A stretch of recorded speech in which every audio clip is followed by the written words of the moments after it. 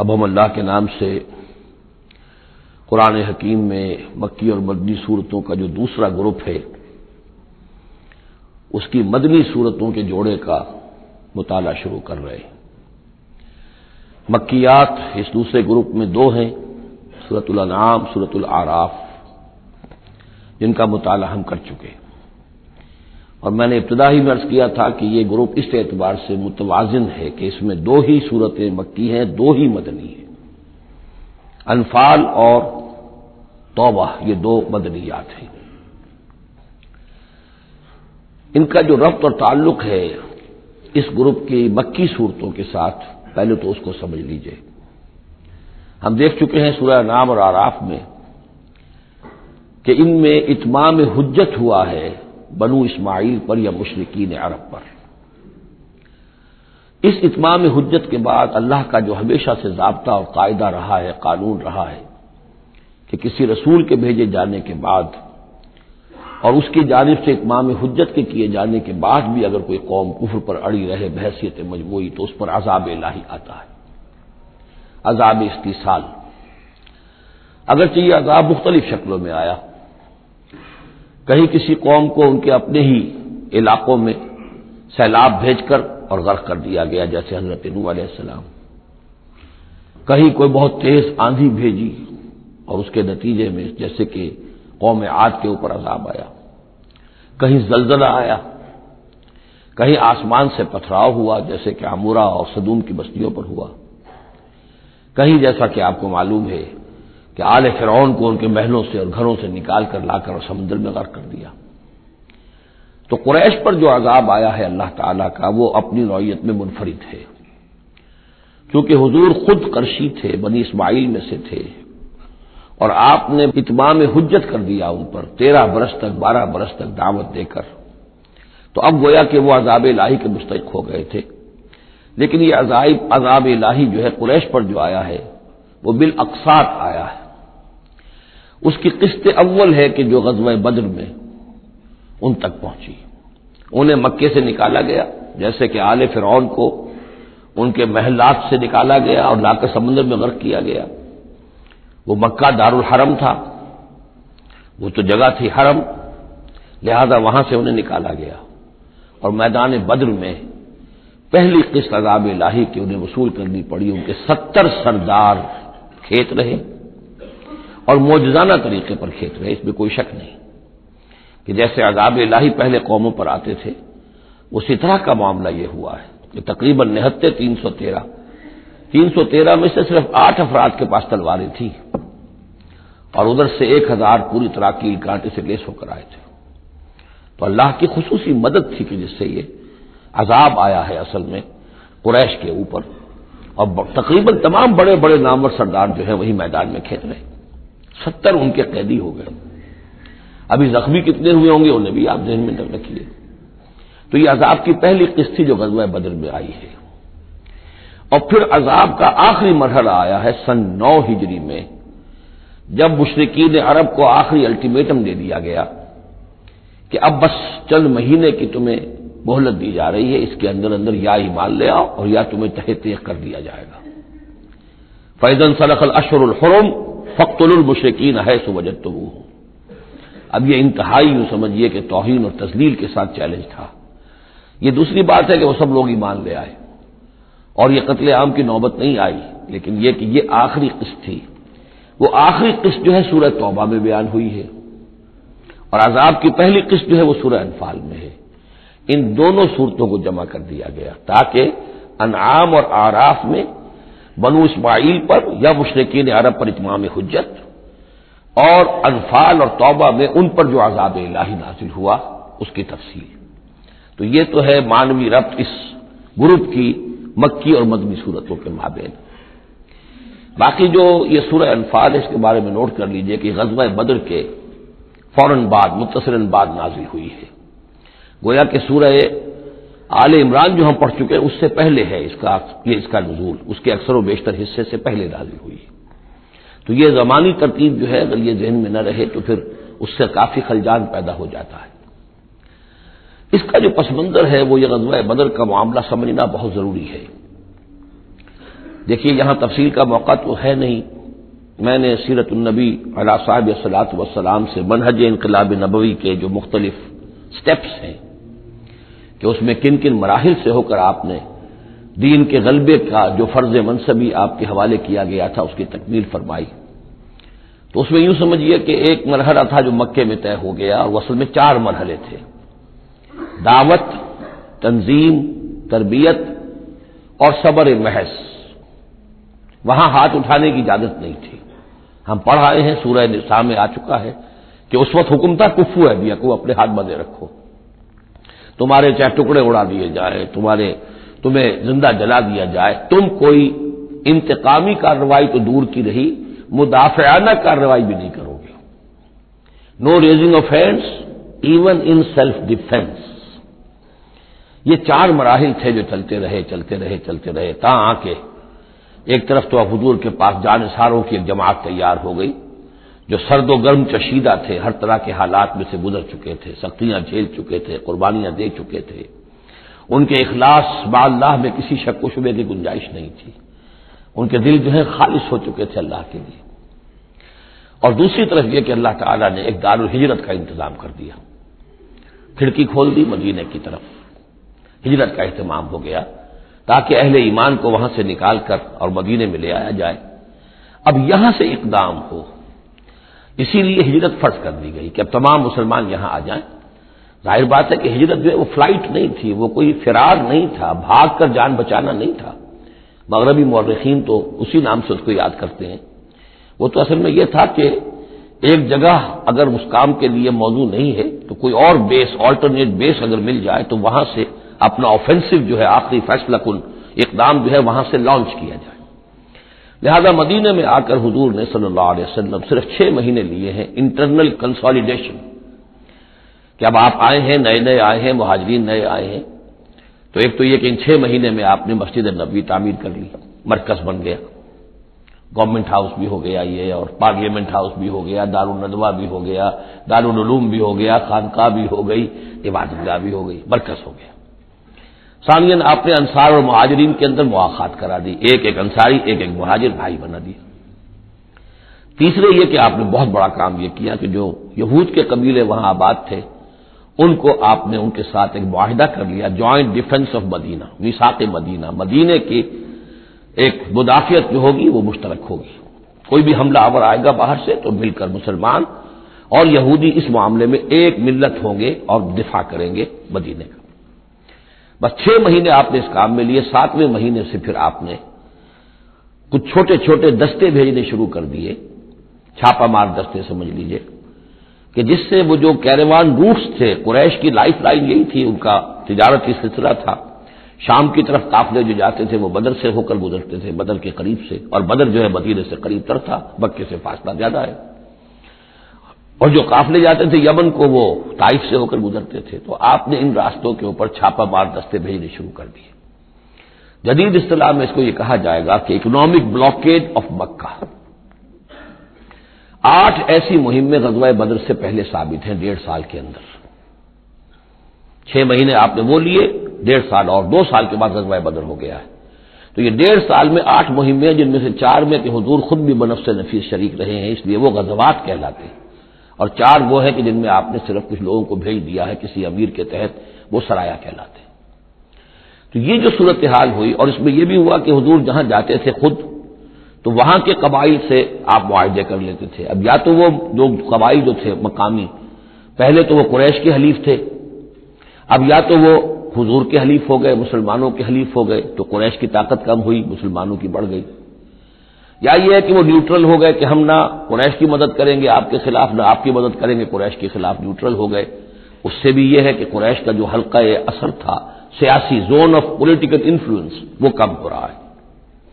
یہ 2 چیزیں ایسی ہوئی ہیں، political isolation of Quraish and economic blockade of Mecca, جس کے نتیجے میں مکے والے جو ہیں پھر یوں سمجھیے کہ تنگ آمد بجنگ آمد، ورنہ مکے والوں کی طرف سے کوئی آغاز ثابت نہیں ہے تاریخ میں کہ حضور کے اور مسلمانوں کے مکے سے جانے کے بعد ان کی طرف سے کوئی ابتدا ہوئی ہو، کوئی انیشیٹو لیا گیا۔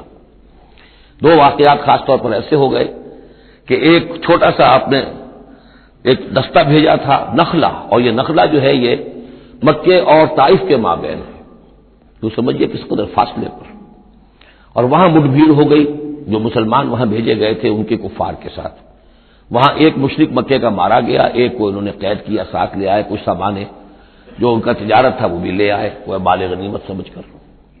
تو حضور اگرچہ ناراض ہوئے کہ میں نے تمہیں لڑنے کا حکم نہیں دیا تھا، میں نے اس لیے بھیجا تھا کہ وہاں رہو اور قریش کی نقل و حرکت سے ہمیں مطلع کرتے رہو، لیکن اب سچویشن پیدا ہو گئی، گویا کہ یہ چاہے ارادہ تھا یا نہیں تھا، ڈی فیکٹو شکل یہی ہوئی کہ اقدام ہو گیا مسلمانوں کی طرف سے، اب آغاز ہو گیا مسلمانوں کی طرف سے۔ ادھر جب ابو سفیان لے کر جا رہے تھے بہت بڑا قافلہ شام کی طرف، تو حضور نے اس کا تعاقب کیا، لیکن وہ تیزی سے نکل گئے تھے۔ لیکن جب واپس آ رہے تھے اور 50,000 دینار کا سامان تھا ان کے قافلے کے اندر، بہت لدا پدا قافلہ، انہیں یہ خطرہ ہوا کہ اب پھر محمد صلی اللہ علیہ وسلم اور ان کے ساتھی کہیں لوٹیں گے ہمیں اور ہمارے اوپر حملہ کریں گے، روکیں گے ہمارا راستہ۔ تو انہوں نے یہ دوہری حکمت عملی کی کہ ایک تو یہ کہ ایک سوار بھیجا، آگے تیزی کے ساتھ دوڑایا کہ مکے جاؤ، کہو کہ ہمارے قافلے کو خطرہ ہے محمد سے صلی اللہ علیہ وسلم، لہذا مدد بھیجو۔ اور ادھر یہ کیا کہ وہ عام راستہ جو تھا، جو بدر سے ہو کر گزرتا تھا، اسے چھوڑ کر ساحل سمندر کے ساتھ ساتھ نیچے سے ہو کر وہ نکل بھی گئے۔ اب وہاں مکے میں یہ دونوں چیزیں بیک وقت پہنچ گئی، ایک طرف وہ نخلا سے لوگ روتے پیٹتے چیختے چلاتے ہمارا آدمی مار دیا محمد کے آدمیوں نے، وہ آ گئے، ادھر سے وہ آ گیا جو ابو سفیان کا بھیجا ہوا تھا ایلچی کہ دوڑو دوڑو دوڑو تمہارا قافلہ محمد لوٹنے والے ہیں اور یہ ہے اور وہ ہے۔ بس وہ وار کرائی وہاں ہوئی اور 1,000 کا لشکر جو ہے وہاں پر پھر جمع کیا گیا اور 900 اونٹ فراہم کیے گئے اور 100 گھوڑوں کا ایک رسالہ تیار کیا گیا اور وہ لوگ مکے سے نکل آئے۔ یہ صورتحال ادھر ہو رہی تھی۔ ادھر یہ ہے کہ حضور صلی اللہ علیہ وسلم نے مدینے میں پہلے تو یہ فیصلہ کیا تھا کہ اب یہ قافلہ واپس آنے والا ہے تو ہم اس قافلے کا تعاقب کریں، ابھی جنگ وغیرہ کا آپ کو گمان نہیں تھا، ابھی مدینے ہی میں آپ نے یہ جو ہے ایسا ارادہ ظاہر کیا کہ جیسے پہلے بھی گئے تھے، جب قافلہ جا رہا تھا شام کی طرف تو تعاقب کیا تھا، ایسے جب آ رہا ہے تو اسے انٹرسیپٹ کریں۔ لہذا ایک تو مشاورت ہوئی ہے مدینے میں، آیا چلنا چاہیے یا نہیں چلنا چاہیے، وہ میں بعد میں عرض کروں گا جب ہم آیتیں پڑھیں گے۔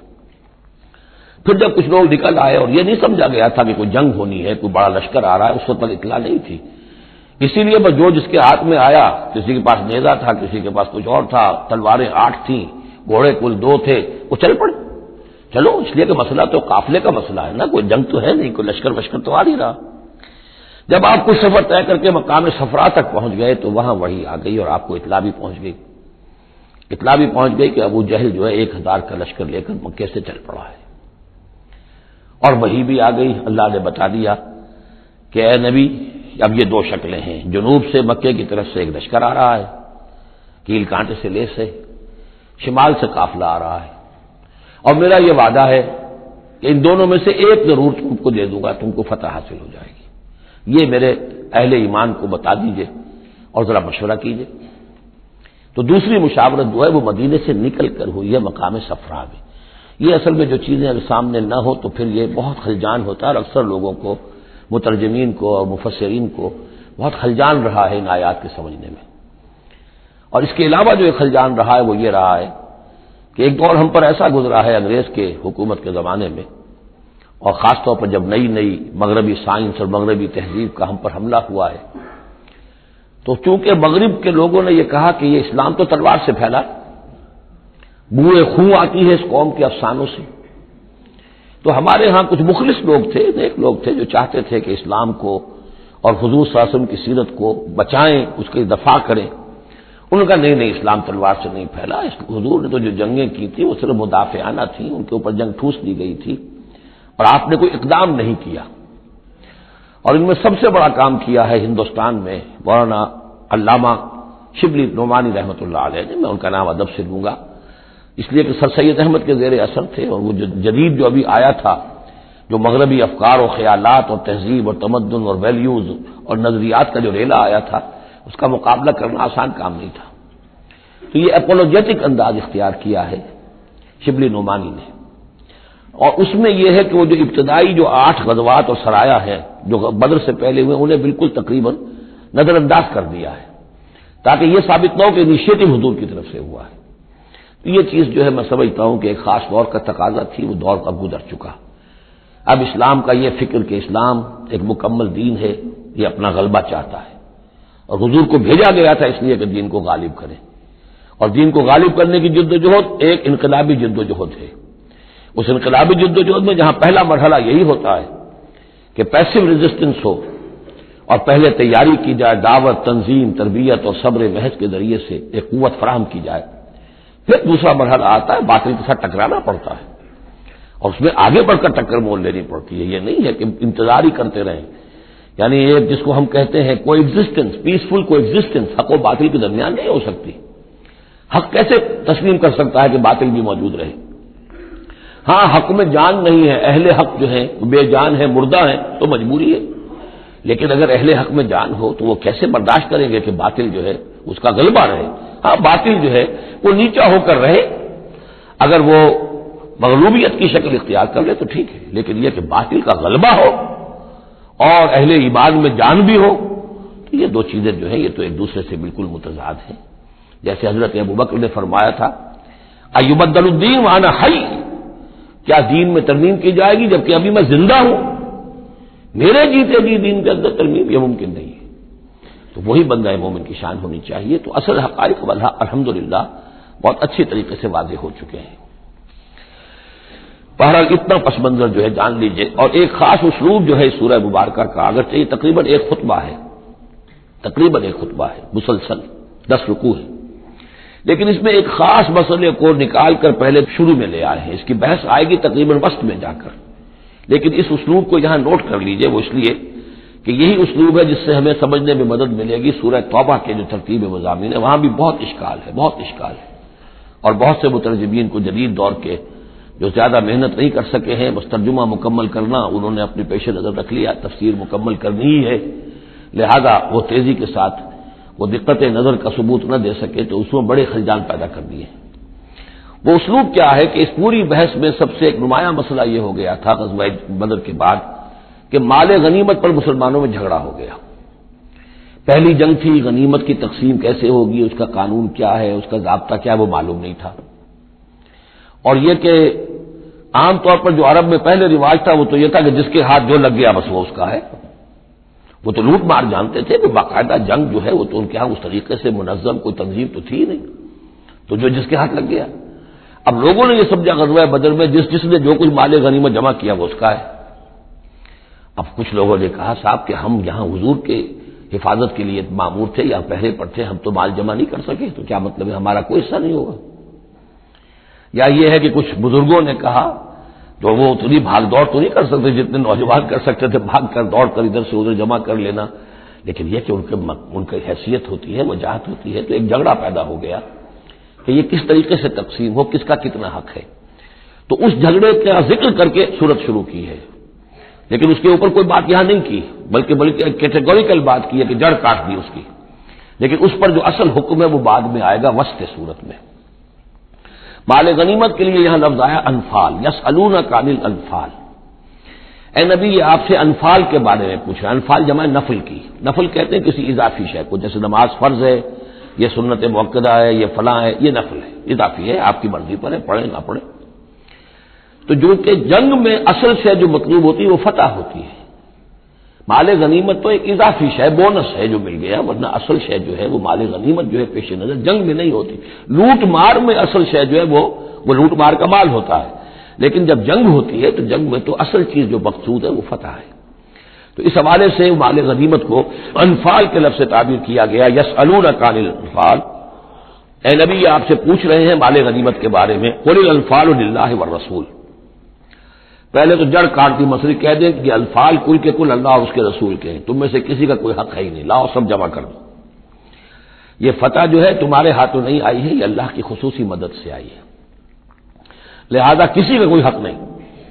زیرو لیول پر لا کر پھر ان کو سنبھالنا آسان تھا کہ جب معلوم ہو کہ سب کچھ ہاتھ سے دے کر، تو پھر تو ظاہر بات ہے کہ آدمی جو ہے جب ساری جاتی دیکھیے تو آدھی دیجیے بانٹ والی بات ہے، پھر وہ کم کے اوپر بھی راضی ہو گئے۔ لیکن پہلا مسئلہ یہی تھا، قل الانفال للہ والرسول واتقوا اللہ، اللہ کا تقوی اختیار کرو، واصلحوا ذات بینکم، اور اپنے آپس کے معاملات کو درست کرو، واطیعوا اللہ ورسولہ، اور اللہ اس کے رسول کی اطاعت کرو ان کنتم مومنین، اگر تم مومن ہو۔ گویا کہ جڑ ہی کاٹ دی، کسی کا کوئی حق اس میں ہے ہی نہیں، یہ سب اللہ اس کے رسول کے لیے یعنی اسلامی ریاست کے لیے۔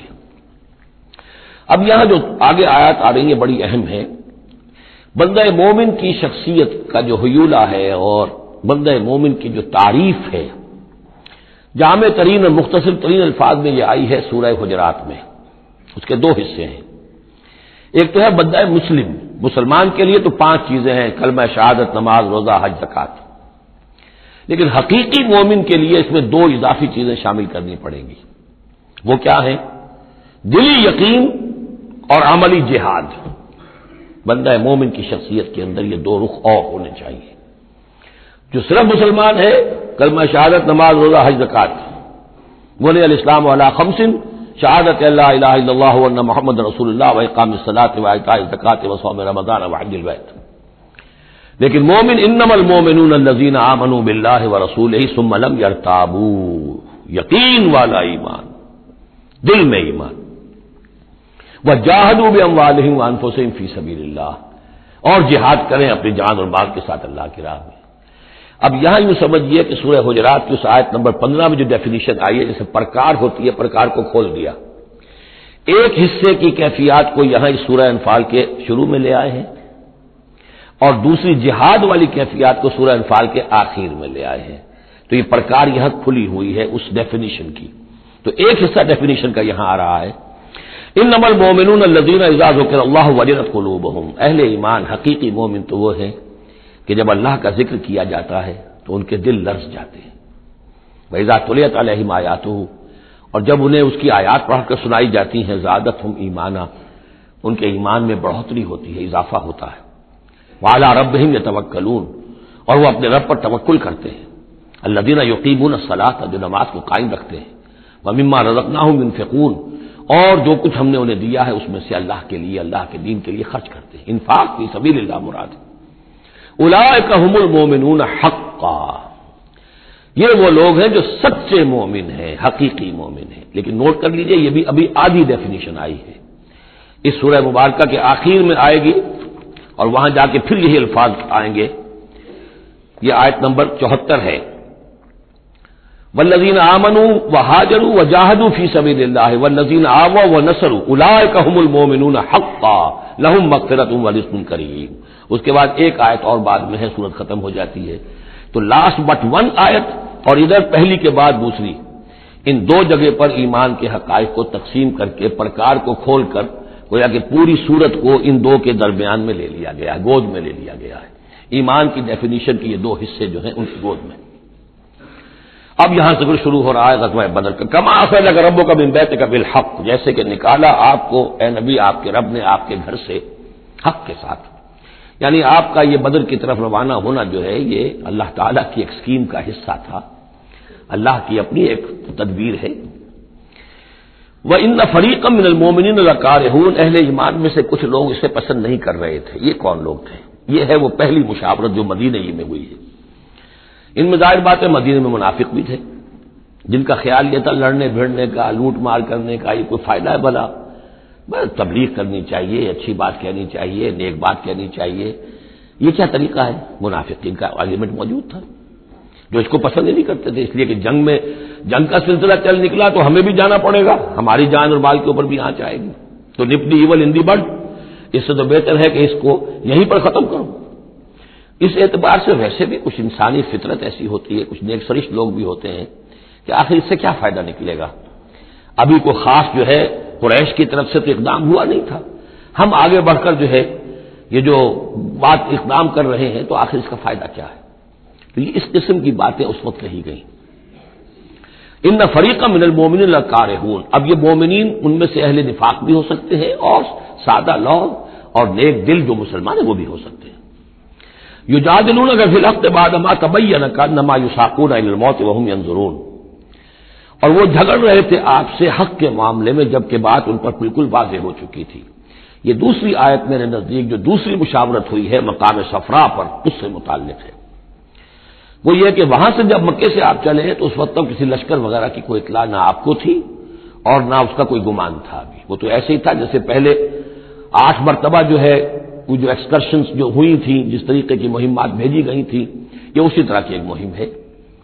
لیکن یہ ہے کہ آگے چل کر جب آپ کچھ دور چل کے آ گئے تھے، یہاں آ کر جو ہے آپ کو وحی بھی آ گئی اور اطلاعات بھی مل گئی کہ صورتحال وہ ہو چکی ہے. ایک طرف نخلا سے روتے پیٹتے لوگ پہنچ گئے وہاں، دوسری طرف یہ کہ ادھر سے ابو سفیان کا جو ہے ایلچی پہنچ گیا چیختا چلاتا ہوا، اور 1000 کا لشکر لے کر ابو جہل نکل پڑا ہے بدر کی طرف. اب وہ بدر کی طرف آ رہا ہے، ادھر سے قافلہ بدر کی طرف آ رہا ہے شمال سے. اس وقت اللہ تعالیٰ نے فرمایا، اور یہ مشاورت جیسا کہ میں نے کہا تھا، جیسے کہ حضرت طالوت نے کی تھی ایک آزمائش اپنی فوج کی کہ جو اس دریا میں سے پانی پیے گا سیر ہو کر پیے گا اس کا مجھ سے کوئی تعلق نہیں. اسی طرح کا آپ نے مشاورت کا معاملہ اللہ تعالیٰ کے حکم سے مسلمانوں کے سامنے رکھ دیا. بعدما تبین کانما یساقون الی الموت، وہ لوگ ایسے محسوس کر رہے تھے جیسے انہیں دھکیلا جا رہا ہو موت کی طرف. وہم ینظرون، اور وہ دیکھ رہے ہوں. ظاہر بات ہے یہ کیفیت تو کٹر جو منافق تھے وہاں پر انہیں کی ہو سکتی تھی. وَإِذْ يَعِدُكُمُ اللَّهُ إِحْدَى الطَّائِفَتَيْنِ أَنَّهَا لَكُمْ، اور جب کہ اللہ تعالیٰ وعدہ کر رہا تھا تم سے کہ ان دونوں گروہوں میں سے ایک تمہیں مل جائے گا، ایک پر تمہاری فتح گارنٹیڈ ہے. وَتَوَدُّونَ أَنَّ غَيْرَ ذَاتِ الشَّوْكَةِ تَكُونُ لَكُمْ، اور اے مسلمانوں تم یہ چاہتے تھے کہ ادھر جاؤ جدھر کے کانٹا لگنے کا کوئی اندیشہ نہ ہو. اس لیے کہ بمشکل 50 یا 100 آدمی تھے اس قافلے کے ساتھ، اور اونٹ تھے بے شمار، اور جو میں نے آپ کو بتایا بہت بڑی مقدار کے اندر جو ہے 50,000 دینار کا جو مال تھا ان کے پاس، تو ان کو تو آسانی سے قابو کیا جا سکتا تھا، اس میں اندیشہ کم تھا. پھر دلیلیں بھی عقلی آ گئی ہوں گی کہ حضور ہمارے پاس تو کچھ ہتھیار بھی نہیں ہے، کچھ نہیں ہے، ہم تیاری کر کے مدینے سے نکلے ہی نہیں ہیں، تو اچھا ہے پہلے یہ کہ ہم جا کر ان پر قبضہ کر لیں تو ان کے ہتھیار بھی ہمیں مل جائیں گے، تو پھر لشکر سے لڑنے کے لیے ہم بہتر پوزیشن میں ہوں گے. تو عقل و منطق بھی یہ گویا کہ ان کے ساتھ تھی. وَيُرِيدُ اللَّهُ أَن يُحِقَّ الْحَقَّ بِكَلِمَاتِهِ، اللہ یہ چاہتا تھا کہ اپنے بات کو اپنے فیصلے کے ذریعے سے حق کا حق ہونا ثابت کر دے. وَيَقْطَعَ دَابِرَ الْكَافِرِينَ، اور کافروں کی جڑ کاٹ دے. یہ قطع دابر القوم الذین ظلموا، کافر قوم کی جڑ کاٹ دی گئی، جو ہم پڑھ کر آئے سورہ اعراف میں. اللہ کا ارادہ یہ تھا اگر عام جو دنیاوی قواعد و ضوابط ہیں فزیکل لاز ہیں اس کے تحت یہ ہوتا تو اتنی بڑی بات ہی نہ ہوتی. اسے یوم الفرقان بنانا تھا کہ نمایاں ہو جائے کہ اللہ کس کے ساتھ ہے، حق کدھر ہے. اور یہ اسی وقت ہو سکتا تھا جبکہ یہ کنٹراسٹ برقرار رہتا کہ بے سر و سامان 313 گئے ہیں اور کیل کانٹے سے لے 1000 کے ساتھ ان کا مقابلہ ہوا ہے اور پھر انہیں اللہ نے فتح دی. لہذا اللہ کی مرضی کچھ اور تھی. یرید اللہ ان یحق الحق بکلماتہ ویقطع دابر الکافرین، اللہ چاہتا تھا کہ اپنی باتوں کے ذریعے سے حق کا حق ہونا ثابت کر دے اور کافروں کی جڑ کاٹ دے. یہ یحق الحق کا، تاکہ سچا ثابت کر دے حق کو، سچ کو، ویبطل الباطل، اور باطل ثابت کر دے باطل کو، باطل ہونا اس کا ثابت ہو جائے. ولو کرہ المجرمون، خواہ یہ مجرموں کو کتنا ہی ناگوار ہو. استستغیثون ربکم، یاد کرو جب کہ تم اپنے رب سے استغاثہ کر رہے تھے، دعائی دے رہے تھے کہ اللہ ہماری مدد فرما. فاستجاب لکم، تو اللہ نے تمہاری دعا کو قبول کیا تھا. انی ممدکم بالف من الملائکۃ مردفین، کہ میں تمہاری مدد کروں گا 1000 ملائکہ سے جو لگاتار آئیں گے، پے بپے آئیں گے. 1000 کا لشکر آیا ہے نا، تو 1000 فرشتے ہم تمہاری مدد کے لیے بھیج دیں گے. وما جعلہ اللہ الا بشرا، اور اللہ نے اس کو نہیں بنایا مگر تمہارے لیے بشارت. وَلِتَطْمَئِنَّ بِهِ قُلُوبُكُمْ، اور تاکہ تمہارے دل مطمئن ہو جائیں. وَمَا النَّصْرُ إِلَّا مِنْ عِنْدِ اللَّهِ، اور مدد تو اللہ کی طرف سے ہوتی ہے، فرشتوں کو بھیجے بغیر بھی وہ مدد کر سکتا ہے. کن فیکون کی شان کے ساتھ وہ جو چاہے کر دے. لیکن یہ کہ تمہارا جو اپنا ایک سوچنے کا انداز ہے بر بنائے طب بشری، تمہاری تسکین کے لیے ہم نے یہ شکل کر دی کہ 1000 دشمن آ رہا ہے تو 1000 فرشتہ تمہاری مدد کے لیے ہم بھیج دیں گے. ان اللہ عزیز الحکیم، یقیناً اللہ تعالیٰ سب زبردست ہے اور حکمت والا. اذ یغشیکم النعاس امنۃ منہ، جبکہ تم کو ڈھانپ لیا تھا ایک اونگ نے جو امن کی اور تسکین کا ذریعہ بن گیا اللہ کی طرف سے.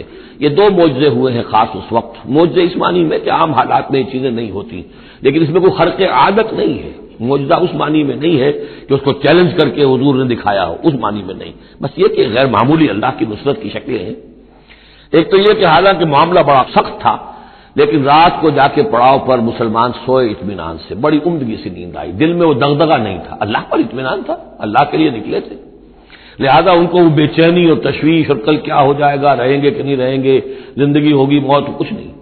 نیند آئی، انہیں اطمینان سے سوئے، صبح کو اٹھے تو وہ گویا کہ چاقو چوبند تھے. نمبر 2 یہ ينزل علیکم من السماء ماء، اور جب کہ اتارا اس نے تم پر آسمان سے پانی، بارش ہو گئی، اس سے یہ ہوا لیطہرکم، تاکہ تمہیں پاک کرے، جنہیں غسل کی حاجت تھی غسل کر لیا. وَيُذْهِبَ عَنْكُمُ الرِّجْسَ الشَّيْطَانَ، اور دور کر دے تم سے شیطان کی نجاست کو. وَلِيَرْبِطَ عَلَىٰ قُلُوبِكُمْ، اور یہ کہ تاکہ تمہارے دلوں کے اندر بھی، بارش کے بعد جو فضا ہوتی ہے اس سے طبیعت کے اندر بھی ایک اطمینان اور سکون پیدا ہوتا ہے. ورنہ واقعہ یہ ہے کہ جہاں پر آ کر قریش پہلے ڈیرہ ڈال چکے تھے، پانی پر ان کا قبضہ تھا، اب یہاں پانی نہیں تھا، بارش ہوئی تو وہ نشیبی جگہ میں انہوں نے ایک اپنا حوض بھی جمع کر لیا، پانی بھی جو ہے وہ ان کے پاس فراہم ہو گیا. وَيُثَبِّتَ بِهِ الْأَقْدَامَ، اور پانی جب برسا تو مٹی دب گئی، مٹی کے جمنے کی وجہ سے پاؤں بھی دب گئے. وہ جگہ جو تھی وہاں پر جو ہے اہل ایمان جو مجاہدین تھے ان کے پاؤں قدم جمنے کی صورت پیدا ہو گئی. اِذْ یُوحِی رَبُّکَ إِلَى الْمَلَائِکَةِ، اور جب یاد کرو، گمان کرو، تصور کرو، جب کہ آپ کا رب وہی کر رہا تھا فرشتوں کو. انی معکم، وہ جو 1000 فرشتہ اللہ نے بھیجا، انی معکم، میں تمہارے ساتھ ہوں. فثبتوا الذین آمنوا، تو جاؤ اور اہل ایمان کے قدموں کو جما دو، اہل ایمان کے دلوں کو جما دو. سألقی فی قلوب الذین کفروا الرعب، عن قریب میں ان کافروں کے دلوں میں رعب ڈال دوں گا، ان پر دہشت طاری ہو جائے گی. فاضربوا فوق الاعناق، پھر مارنا ان کی گردنوں کے اوپر جیسے چاہے. واضربوا منہم کل بنان، اور مارنا ان کی ایک ایک پور پر. یعنی یہ کہ جب کسی شخص پر کوئی شخص دہشت زدہ ہو جائے تو اس کے اندر قوت مدافعت نہیں رہتی، پھر گویا کہ وہ جو بھی حملہ آور ہے اس کے رحم و کرم پر ہے، جدھر سے چاہے چوٹ لگائے، جدھر سے چاہے مارے. ذالک بانہم شاقوا اللہ ورسولہ، اور یہ سزا ان کو اس لیے دی جائے گی کہ انہوں نے مخالفت کی، زدہ کی، دشمنی کی اللہ کی اور اس کے رسول کی. ومن یشاقق اللہ ورسولہ فإن اللہ شدید العقاب، اور جو اللہ اور اس کے رسول کا دشمن ہو جائے اور اس سے زدہ کرے تو اللہ تعالیٰ بھی سزا دینے میں بہت سخت ہے. ذالکم فذوقوہ، دیکھو اب یہ قریش سے خطاب ہے. ذالکم فذوقوہ، دیکھو یہ آگے پہلی قسط وصول کرو، چکھ لو اس کو.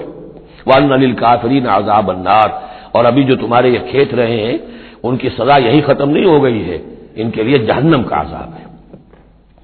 یا ایھا الذین آمنوا اذا لقیتم الذین کفروا زحفا، اہل ایمان جب تمہارا مقابلہ ہو جائے کافروں سے میدان جنگ میں. یہ زحف کہتے ہیں جبکہ باقاعدہ 2 لشکر ایک دوسرے کے سامنے مد مقابل بن کر آئیں. ایک چھاپا مار جنگ ہوتی ہے، جیسے کہ 8 جو پہلی اس سے مہمیں تھیں وہ جنگ کی شکل نہیں تھی بلکہ وہ مہمیں تھی چھاپا مار، لیکن اب یہ پہلی مرتبہ جنگ ہوئی ہے، لہذا اس کے حوالے سے بات ہو رہی ہے. یا ایھا الذین آمنوا اذا لقیتم الذین کفروا زحفا فلا تولوہم الادبار، تو تم ان کو پیٹھ مت دکھاؤ، پیٹھ مت موڑو، مطلب یہ کہ کھڑے رہو، ڈٹے رہو، مقابلہ کرو، جان چلی جائے لیکن یہ کہ پیچھے قدم نہ ہٹے. وَمَن يُوَلِّهِمْ يَوْمَئِذٍ دُبُرَهُ، اور جو کوئی بھی اس روز اپنی پیٹھ دکھا دے گا یعنی میدان جنگ سے بھاگے گا.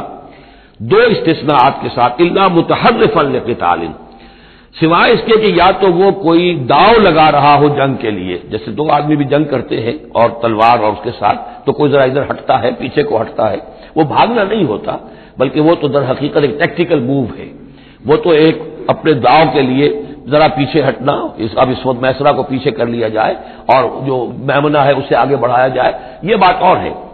اور متحیزا الی فئۃ، یا یہ کہ کوئی اور جمعیت ہے جس کی طرف جا کر ملنا ہے اور اس کے لیے ریٹریٹ ہو رہی ہے، تو آرڈرلی ریٹریٹ یہ ایک علیحدہ شے ہو جائے گی اور ٹیکٹیکل موو یہ علیحدہ شے ہو جائے گی. تو آرڈرلی ریٹریٹ اور ٹیکٹیکل موو، ان 2 کے سوا اگر کوئی بھگدڑ کے اندر کوئی جان بچا کر بھاگا فقط باب غضب من اللہ، تو اس نے تو اللہ کا غضب جو ہے وہ کما لیا. ومأواہ جہنم، اس کا ٹھکانہ جہنم ہوگا، وبئس المصیر، اور وہ بہت ہی برا ٹھکانہ ہے. اب یہاں وہ بات آ گئی، فلم تقتلوہم، اے مسلمانوں تم نے انہیں قتل نہیں کیا، ولکن اللہ قتلہم، اللہ نے انہیں قتل کیا. ویسے تو یہ کہ فاعل حقیقی اللہ ہے، ہم جو کام بھی کرتے ہیں اور جس شے کے اندر بھی کوئی تاثیر ہے وہ اللہ ہی کی وجہ سے. لا فاعل فی الحقیقت ولا مؤثر الا اللہ، عام حالات میں بھی یہ، لیکن یہ خاص حالات تھے جن میں اللہ تعالیٰ کی خصوصی مدد آئی ہے. فلم تقتلوہم ولکن اللہ قتلہم وما رمیت اذ رمیت ولکن اللہ رما، اور اے نبی آپ نے بھی جو کنکریوں کی مٹھی بھر کر پھینکی تھی آپ نے کنکریاں لی اپنی مٹھی میں اور پھینکا کفار کے لشکر کی طرف، شاہت الوجوہ، چہرے جو ہے بگڑ جائیں. تو یہ پتہ نہیں کہاں تک اللہ نے ان کنکریوں کو پہنچایا ہے. تو فرمایا اور آپ نے جب وہ کنکریوں کی مٹھی پھینکی تھی، وما رمیت اذ رمیت، آپ نے نہیں پھینکی تھی ولکن اللہ رما، یہ تو اللہ تعالیٰ نے پھینکی تھی. ہاتھ ہے اللہ کا، بندہ مومن کا ہاتھ. وَلِيُبْلِيَ الْمُؤْمِنِينَ مِنْهُ بَلَاءً حَسَنًا، تاکہ اللہ تعالیٰ اہل ایمان کے جوہر نکھارے، ان کے اندر کی چھپی ہوئی جو صلاحیتیں ہیں، مخفی ہیں، انہیں اجاگر کرے. یہ ذرا نوٹ کر لیجئے، بلا یبلو کے معنی ہوتا ہے آزمانا، تکلیف میں ڈال کر کسی آزمائش میں. ابلا یبلی جب یہ باب افعال سے آتا ہے تو کسی کے جوہر کو نکھارنا، کسی کی جو خابیدہ صلاحیتیں ان کو ابھارنا، یہ ہے ابلا. لیبلی المؤمنین منہ بلاء حسنا، تاکہ اللہ تعالیٰ خوب اہل ایمان کے اوپر ان کے جو ہے جوہر نکھارے. ان اللہ سمیع علیم، یقیناً اللہ سب کچھ سننے والا اور جاننے والا ہے. ذالکم وان اللہ موہن کید الکافرین، یہ تو ہو چکا. اب اس جنگ کا جو نتیجہ تھا قریش تم نے دیکھ لیا، لیکن آئندہ بھی سمجھ لو اللہ تعالیٰ کافروں کے تمام چالوں کو ناکام بنا دے گا. یہ اہل ایمان سے بھی خطاب ہو گیا اور اجے کے کفار کے لیے بھی. اور پھر کفار سے خطاب ہے، اذ تستفتحوا فقد جاءکم الفتح. اصل میں ابو جہل جو لشکر کا وہ سمجھیے کمانڈر ان چیف کی حیثیت سے آیا تھا، اسے اتنا یقین تھا کہ میں نے اتنی تیاری کی ہے، اتنا ساز و سامان ہے کہ ہم مسلمانوں کو کچل کر رکھ دیں گے. تو پہلے سے پروپیگنڈا شروع کر دیا تھا، یہ یوم الفرقان ہوگا، یہ پتہ چل جائے گا اللہ کس کے ساتھ ہے. اللہ کو تو وہ بھی مانتے تھے، اللہ کے ساتھ دیویوں دیوتاؤں کو مانتے تھے نا، اللہ کے منکر تو نہیں تھے. لیکن یہ کہ ادھر اللہ ہی اللہ تھا، ادھر اللہ کے ساتھ اور منات اور دیوتا اور وہ بھی تھے. تو یہ کہ اللہ کس کے ساتھ ہے یہ ثابت ہو جائے گا. یعنی وہ اتنا یقین تھا اسے، جیسے 65 کی جنگ میں لاہور، فال آف لاہور دکھا دیا گیا BBC ٹیلی ویژن کے اوپر، جو ہو چکا لاہور جو ہے اس پر تو بھارتی فوج کا قبضہ ہو چکا، اتنا یقینی تھا. اسی طرح اس نے یوم الفرقان کہا، تو اسی کو اللہ تعالیٰ نے یوم الفرقان بنا دیا تاکہ منکشف ہو جائے، یہ بات مبرر ہو جائے کہ اللہ کس کے ساتھ ہے. اس اعتبار سے اس کی دعا بھی بڑی عجیب ہے، جو اس نے آ کر بدر سے ایک رات قبل جبکہ حضور بھی دعا مانگ رہے تھے اور طویل ترین سجدہ کیا تھا، اس نے بھی دعا کی تھی. اور وہ دعا جو ہے وہ موحدانہ دعا ہے، اس میں کسی لات عزا حبل منات کا کوئی تذکرہ نہیں. اللہم اے اللہ اقطعنا للرحم وعین الغدات، جس نے ہمارے رحمی رشتے کاٹ دیے ہیں کل تو اسے ذلیل و خوار کر دے. یعنی اس کا جو سب سے بڑا چارج تھا، الزام تھا حضور پر، وہ یہ تھا کہ اس شخص نے آ کر ہمارے خاندانوں میں تفریق پیدا کر دی، بھائی کو بھائی سے جدا کر دیا. ایک بھائی مسلمان ہو گیا، وہ علیحدہ ہو گیا، باقی بھائی کافر ہیں، ایک دوسرے کے دشمن ہو گئے. ماں باپ سے اولاد کو جدا کر دیا، شوہر کو بیوی سے کاٹ دیا، بیوی کو شوہر سے کاٹ دیا. ہماری طاقت تھی، ہمارا قبیلہ تھا، ہم قریش تھے. ظاہر بات ہے کہ قبائلی زندگی میں اتحاد، یکجوئی، یہی تو چیزیں ہوتی ہیں ساری کی ساری، کہ جس کی وجہ سے ان کی ساکھ ہوتی ہے. تو اس نے تو آ کر ہمارا ستیہ ناش کر دیا. اقطعنا للرحم، جس نے رحمی رشتے کاٹ دیے ہیں ہمارے. فاہل الغدات، تو اے اللہ کل اسے ذلیل و خوار کر دیجو. یہ دعا تھی ابو جہل کی. بہرحال اللہ تعالیٰ اب ان سے خطاب کر کے کہہ رہے ہیں کہ اے مشرکین مکہ، ان تستفتحوا، اگر تو تم چاہتے تھے کہ فیصلہ ہو جائے، فقط جاءکم الفتح، تو فتح فیصلہ ہو چکی، فیصلہ اللہ کا آ چکا. معلوم ہو گیا کہ حق کدھر ہے، باطل کدھر ہے. وَإِن تَنْتَهُوا فَهُوَ خَيْرٌ لَكُمْ، اب بھی اگر تم باز آ جاؤ تو یہ تمہارے لیے بہتر ہے. وَإِن تَعُودُوا نَعُودْ، اگر دوبارہ ارادہ کرو گے ہم بھی یہی کچھ دوبارہ کریں گے. وَلَن تُغْنِيَ عَنْكُمْ فِئَتُكُمْ شَيْئًا، اور تمہاری یہ نفری اور جمعیت اور تمہاری یہ تعداد تمہیں کسی کام نہیں آ سکے گی. وَلَوْ كَثُرَتْ، خواہ وہ بہت ہو. وَأَنَّ اللَّهَ مَعَ الْمُؤْمِنِينَ، اور یہ کہ اللہ اہل ایمان کے ساتھ ہے. یا ایھا الذین آمنوا، اب یہ جو رکوع آ رہا ہے تیسرا، یہ بہت ہی جامع، بہت اہم ہے. اس میں سے دو جو تین آیتوں کے گروپ ہیں وہ تو خاص طور پر ہماری توجہ کی اور مسلمانوں نے پاکستان کی توجہ کے لیے بڑے اہم ہیں. یا ایھا الذین آمنوا اطیعوا اللہ ورسولہ ولا تولوا عنہ وانتم تسمعون، اہل ایمان اللہ اور اس کے رسول کی اطاعت کرو اور نہ منہ موڑو اس سے جبکہ تم سن رہے ہو. یعنی جب اللہ کے رسول نے کہا تھا کہ چلو بدر کی طرف، تو تمہاری یہ رد و قضا اور یہ پاؤں پیٹنا جس کو کہتے ہیں، یہ مختلف الفاظ اس کے لیے محاوروں میں آتے ہیں، تو یہ جو تم کر رہے تھے کیوں کر رہے تھے؟ جب اللہ اس کے رسول کی طرف سے بات آئی تھی تو ہر ایک کو کہنا چاہیے تھا سمیعنا واطعنا، جو آپ کا حکم ہو.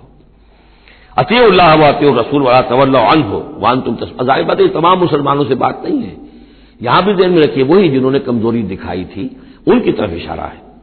ولا تکونوا کالذین قالوا سمعنا وهم لا يسمعون، ان لوگوں کے مانند نہ ہو جاؤ جو کہتے ہیں کہ ہم نے سن لیا، حقیقت میں وہ سنتے نہیں ہیں. یعنی دل اڑا ہوا ہے، طبیعت جو ہے وہ یکسو ہے ہی نہیں، تو کیا سننا ہے، سنا انسنا ہو گیا. ان شر الدواب عند اللہ الصم البکم الذین لا یعقلون، یقیناً تمام چوپایوں میں بدترین اللہ کے نزدیک یہی لوگ ہیں جو بہرے ہیں، گونگے ہیں اور عقل سے کام نہیں لیتے. اب یہ منافقین ہی کی طرف اشارہ ہو رہا ہے. وَلَوْ عَلِمَ اللَّهُ فِيهِمْ خَيْرًا، اگر اللہ تعالیٰ کے علم میں ہوتا کہ ان میں کوئی خیر ہے، لَأَسْمَعَهُمْ، اللہ انہیں سنا دیتا. وَلَوْ أَسْمَعَهُمْ، اگر اللہ انہیں سنا دیتا لَتَوَلَّوْا، پھر بھی پیٹ موڑ جاتے. وَهُمْ مُعْرِضُونَ، وہ ہیں ہی اعراض کرنے والے. یہ گویا کہ چند آیات ہیں کہ جس میں خاص طور پر جو لوگ بھی اس وقت ریلیکٹنٹ تھے، جو بھی کسی طریقے سے اس میں جھجک رہے تھے، ان کے لیے تنبیہ. اب 3 آیات آ رہی ہیں. یا ایھا الذین آمنوا استجیبوا للہ وللرسول اذا دعاکم لما یحییکم، اے اہل ایمان لبیک کہا کرو اللہ کی پکار پر، اور خاص طور پر رسول کی پکار پر جبکہ وہ تمہیں پکارے اس شے کے لیے جس سے تمہیں زندگی ملے گی. تم جنگ میں جانے کو سمجھ رہے ہو کہ موت کا دروازہ ہے، یہ تو اصل زندگی کا دروازہ ہے. ولا تقولوا لمن يقتل في سبيل الله اموات بل احياء ولكن لا تشعرون. تو یہ تو در حقیقت اللہ اور اس کے رسول جس چیز کی طرف تمہیں بلا رہے ہیں، حقیقی زندگی یہ ہے، روحانی زندگی یہ ہے، معنوی زندگی یہ ہے. یہ حیوانوں کی طرح جینا جو ہے یہ کوئی زندگی نہیں ہے. یہ تو در حقیقت اولئک کالانعام بل هم اضل، جو سورہ اعراف میں ہم پڑھ چکے ہیں، یہ حیوانوں کا سا زندگی گزارنا ہے. استجیبوا للہ وللرسول اذا دعاکم لما یحییکم واعلموا ان اللہ یحول بین المرء وقلبہ، اور جان لو اللہ تعالی بندے اور اس کے دل کے درمیان حائل بھی ہو جایا کرتا ہے. یعنی اگر اللہ کے رسول کی پکار سنی اور انسنی کر دی، پھر سنی انسنی کر دی، پھر اللہ تعالیٰ پردہ بن جائے گا، اب سننے نہیں دے گا، معذور ہو جاؤ گے سننے سے. یہی وہ بات ہے جس کو کہیں کہتے ہیں ختم اللہ علی قلوبہم وعلی سمعہم، ان کے دلوں پر اللہ نے مہر کر دی ہے، ان کی سماعت پر. اور ہم پڑھ چکے ہیں سورہ انعام میں وَنُقَلِّبُ أَفْئِدَتَهُمْ وَأَبْصَارَهُمْ كَمَا لَمْ يُؤْمِنُوا بِهِ أَوَّلَ مَرَّةٍ. پہلی مرتبہ اگر نہیں کرو گے قبول تو پھر یہ ہے کہ تمہارے دل الٹ دیے جائیں گے، تمہاری نگاہیں الٹ دی جائیں گی. تو اس لیے بہت ہی ڈرنے کی بات ہے جو بھی مطالبہ دین کا سامنے آئے اور ایک دفعہ دل گواہ دے دے کہ ہاں ہے بات ٹھیک ہے، پھر اگر کرنی کترائے گا انسان تو یہیں سے سزا نقد شروع ہو جائے گی، پھر وہ صلاحیت سلب ہو جائے گی، پھر اللہ حائل ہو جائے گا. یعنی قانون خداوندی، سنت خداوندی حائل ہو جائے گی. پھر آپ کے دل پر مہر لگے گی، آپ کے کانوں کے پر مہر لگے گی، آپ کی آنکھوں پر پردے پڑ جائے گے. یا ایھا الذین آمنوا استجیبوا للہ وللرسول اذا دعاکم لما یحییکم واعلموا ان اللہ یحول بین المرء وقلبہ وانہ الیہ تحشرون. اور یہ کہ بالآخر تو تمہیں سب کو اسی کی طرف جمع کیا جانا ہے. واتقوا فتنة لا تصيبن الذين ظلموا منكم خاصة، اور ڈرو اس سزا سے، اس عذاب سے کہ جب آئے گا تو تم میں سے صرف گناہگاروں ہی کو اپنی لپیٹ میں نہیں لے گا. اس کا میں کل حوالہ دے چکا ہوں. بے گناہ بھی اس میں اگر اپنا فرض ادا نہیں کر رہے، فرض ادا نہ کرنا جرم ہے، خود وہ خود گناہ ہے. تم اگر دین کے لیے سرفروشی نہیں کر رہے تو یہ بھی تو گناہ ہے. ہاں ٹھیک ہے میں نے یہ شراب نہیں پی، میں نے یہ نہیں کیا، میں نے سور نہیں کھایا، میں نے فلاں نہیں کیا، میں نے نمازیں پڑھی، ٹھیک ہے سب کچھ کیا، لیکن سوال یہ ہے کہ جو دین کا فرض تھا، دین کی نصرت تھی، اللہ کی اور اس کے دین کے لیے تن من دھن لگانا تھا، وہ نہیں کیا، وہ بھی تو جرم ہے. تو وَاعْلَمُوا، اور جان لو ان اللہ یحول بین المرء وقلبہ وانہ الیہ تحشرون واتقوا فتنة لا تصیبن الذین ظلموا منکم خاصۃ واعلموا ان اللہ شدید العقاب. اور جان لو کہ اللہ سزا دینے میں بہت سخت ہے. وَاذْكُرُوا، یہ ہے خاص پاکستانی مسلمانوں کے لیے آیت. اور یاد کرو اذ انتم قلیلون، جب تم تھوڑی تعداد میں تھے. جیسے ہم بھی اقلیت کی کا خوف تھا ہمیں کہ ہم ہندوؤں کے مقابلے میں اقلیت ہیں. مستضعفون فی الارض، جنہیں زمین میں دبا دیا گیا تھا. تخافون ان یتخطفکم الناس، تمہیں اندیشہ یہ تھا کہ لوگ تمہیں اچک لے جائیں گے، اکثریت جو ہے وہ تمہیں ایکسپلائٹ کرے گی معاشی اعتبار سے، سماجی اعتبار سے، لسانی اعتبار سے، مذہبی اعتبار سے. فآواکم، تو اللہ نے تمہیں پناہ کی جگہ دے دی. وَأَيَّدَكُم بِنَصْرِهِ، اور تمہاری مدد کی ہے، خاص تائید کی ہے اپنی خاص نصرت سے. وَرَزَقَكُم مِّنَ الطَّيِّبَاتِ، اور تمہیں بہترین پاکیزہ رزق عطا کیا ہے. لَعَلَّكُمْ تَشْكُرُونَ، تاکہ تم شکر کرو. یا ایھا الذین آمنوا لا تخونوا اللہ والرسول، اے ایمان مت خیانت کرو اللہ سے اور اس کے رسول سے. ایمان کا دم بھرنا اور پھر اس کے دین کو، اللہ کے دین کو مغلوب دیکھ کر بھی اپنے دھندے، اپنے کاروبار، اپنی جائیداد، اپنی ملازمت، اپنا پروفیشن، اسی چکر میں لگے رہنا، اس سے بڑی خیانت کیا ہوگی؟ بے وفائی ہے، غداری ہے، خیانت ہے۔ لا تخونوا اللہ والرسول، اللہ اور اس کے رسول کے ساتھ خیانت نہ کرو، وتخونوا اماناتکم وانتم تعلمون، اور نہ ہی اپنی آپس کی امانتوں میں خیانت کرو۔ سب سے بڑی خیانت تو اللہ کے ساتھ خیانت ہے۔ سب سے بڑی وہ امانت جو اللہ نے اپنی روح تم میں پھونکی ہے، اس کا حق اگر تم ادا نہیں کر رہے ہو تو سب سے بڑی خیانت یہ ہے، جس کو کہ فرمایا گیا ہے سورہ احزاب میں، ہم نے آسمانوں پر، زمین پر، پہاڑوں پر پیش کی، ان عرضنا الامانۃ علی السماوات والارض والجبال فابین ان یحملنها واشفقن منها وحملها الانسان۔ تو بہت بڑی بڑی امانتیں تمہارے پاس ہیں، دین کی امانت ہے، قرآن کی امانت ہے، شریعت کی امانت ہے، یہ سب امانتیں محمد رسول اللہ کی ہیں۔ وَأَنَّ اللَّهَ عِندَهُ أَجْرٌ عَظِيمٌ، اور یقینا اللہ ہی کے پاس ہے بہت بڑا اجر۔ یا ایھا الذین آمنوا اتقوا اللہ یجعل لکم فرقانا وَاعْلَمُوا أَنَّمَا أَمْوَالُكُمْ وَأَوْلَادُكُمْ فِتْنَةٌ، اور جان لو تمہاری اولاد اور تمہارے اموال تمہارے لیے فتنہ ہے، یہی روکتے ہیں، یہی دو بیڑیاں ہیں جو پاؤں میں پڑی رہتی ہیں، مال اور اولاد۔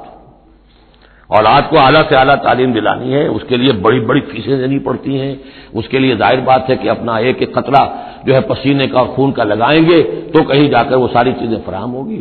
آدمی کھپ گیا اسی کے اندر، اولاد کے لیے یا مال کے لیے، پھر کہاں سے وقت لائیں دین کے لیے، اور دین کے لیے نصرت کے لیے کہاں کوئی رمق جسم کے اندر باقی رہ جاتی ہے۔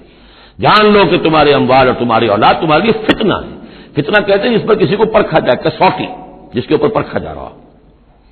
وَأَنَّ اللَّهَ عِندَهُ أَجْرٌ عَظِيمٌ، اور یقینا اللہ ہی کے پاس ہے بڑا اجر۔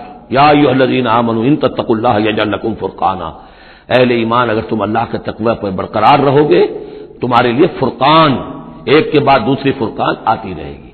پہلا فرقان تو یہ آ گیا ہے، یہ فتح جو تمہیں دی گئی ہے۔ وَيُكَفِّرْ عَنْكُمْ سَيِّئَاتِكُمْ، اور یہ کہ تمہارے سے تمہاری جو کمزوریاں ہیں، برائیاں ہیں، وہ اللہ تعالیٰ دور کر دے گا۔ وَيَغْفِرْ لَكُمْ، اور بخش دے گا۔ وَاللَّهُ ذُو الْفَضْلِ الْعَظِيمِ، اللہ بڑے فضل والا ہے۔ وَإِذْ يَمْكُرُ بِكَ الَّذِينَ كَفَرُوا، اب یہ ہجرت سے پہلے جو صورتحال تھی مکے میں کہ قریش کے سردار بیٹھتے تھے دارالندوہ میں، کیا کریں اب ہم محمد صلی اللہ علیہ وسلم کو قتل کر دیں، سازشیں ہوتی تھیں، اور اسی طریقے سے انہیں قید کر دیں، کہیں یہاں سے نکلنے پہ مجبور کر دیں، تو وہ جو سازشیں ان کی ہوتی تھی اور مشورے ہوتے تھے ان کا ذکر ہے۔ وَإِذْ يَمْكُرُ بِكَ الَّذِينَ كَفَرُوا، اور یاد کیجئے جبکہ وہ لوگ جو کافر ہوئے، یہ کافر لوگ آپ کے بارے میں مشورے کرتے تھے، چالیں چلتے تھے، اسکیمیں بناتے تھے، سازشیں کرتے تھے۔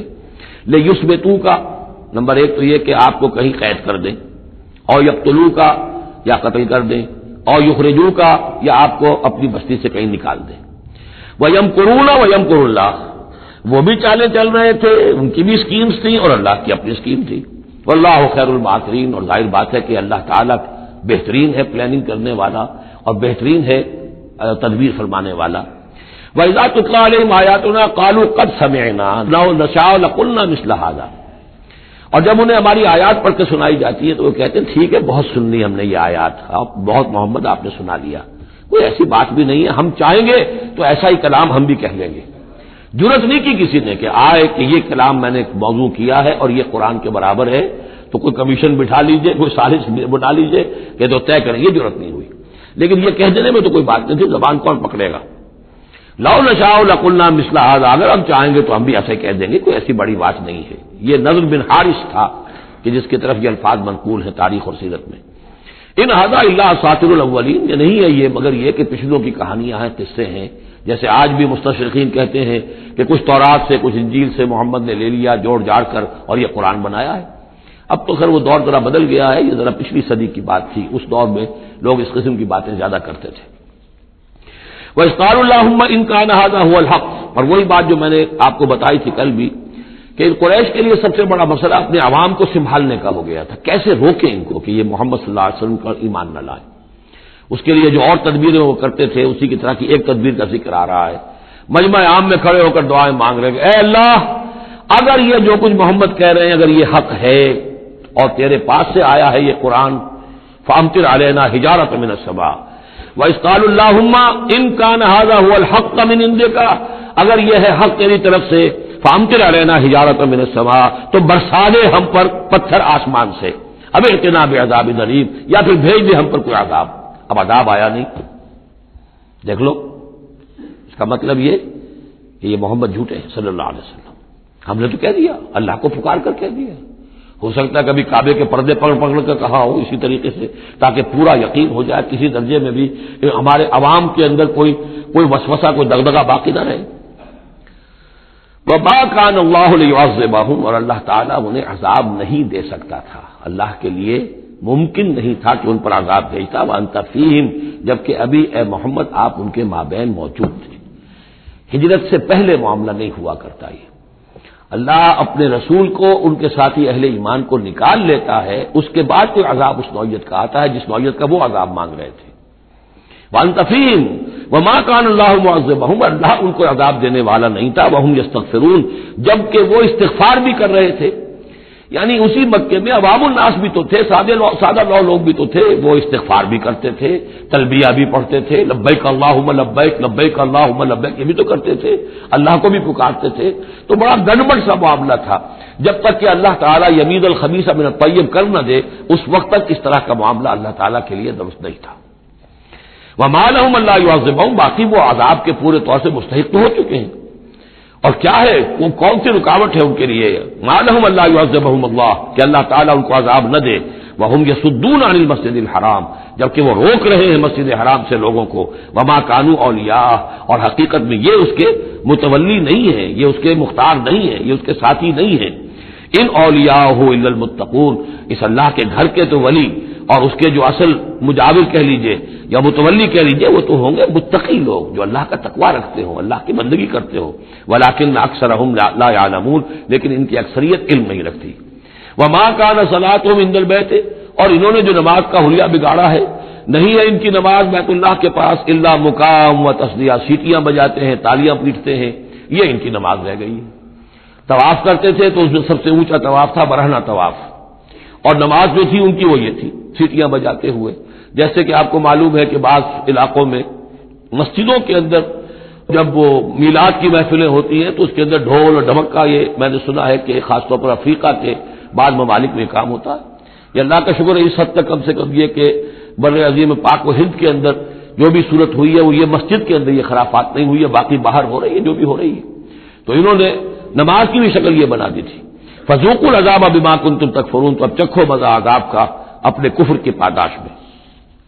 ان الذين كفروا ينفقون اموالهم ليصدوا عن سبيل الله، ظاہر بات ہے یہ لشکر آیا تھا تو اس کے لیے بھی تو لاؤ لشکر تیار کرنا پڑا تھا نا، ساز و سامان، 900 اونٹ، 1000 آدمیوں کے لیے راشن بھی چاہیے تھا، مکے سے چل کے مدینے تک آنا ہے، جنگ میں رہنا ہے، تو یہ 10 اونٹ روزانہ جو ہے ذبح ہو رہے تھے اس فوج کے لیے۔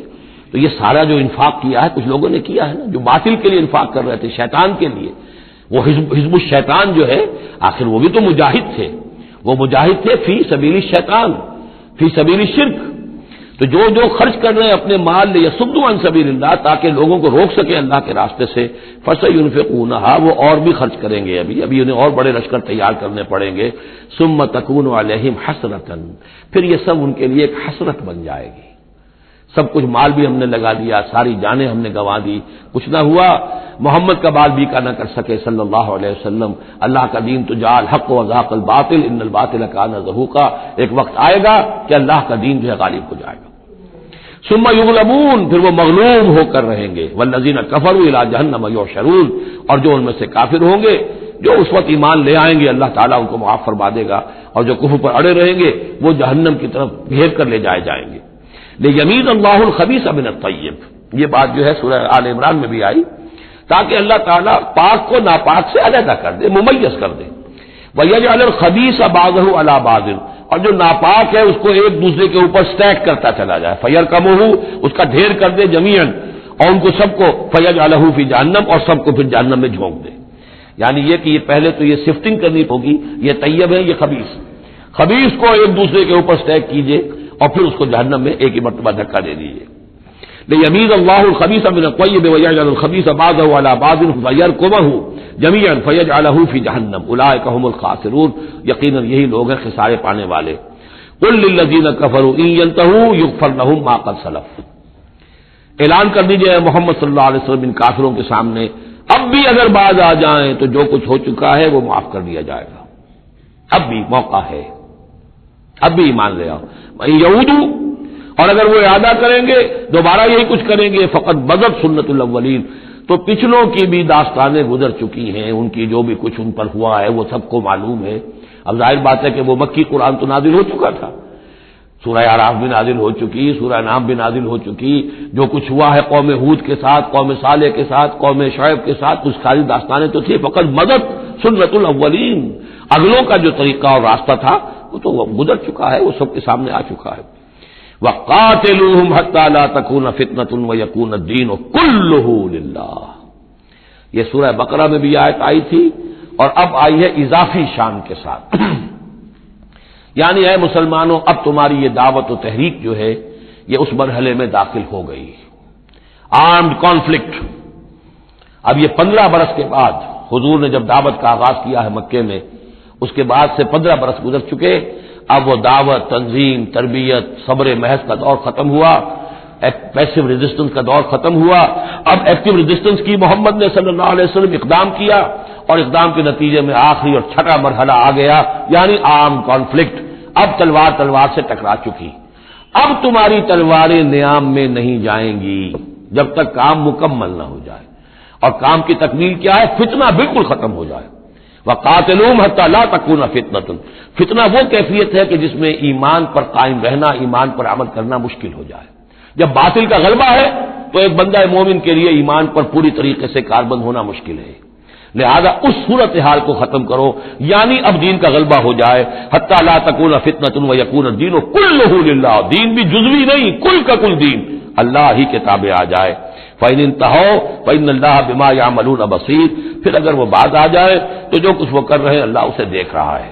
وَإِن تَوَلَّوْا، اور اگر پیٹھ موڑ لیں، وَاعْلَمُوا، تو اے مسلمانوں تم یہ جان لو، أَنَّ اللَّهَ مَوْلَاكُمْ، اللہ تمہارا مولا ہے، تمہارا ولی ہے، ساتھی ہے، مددگار ہے، پشت پناہ ہے۔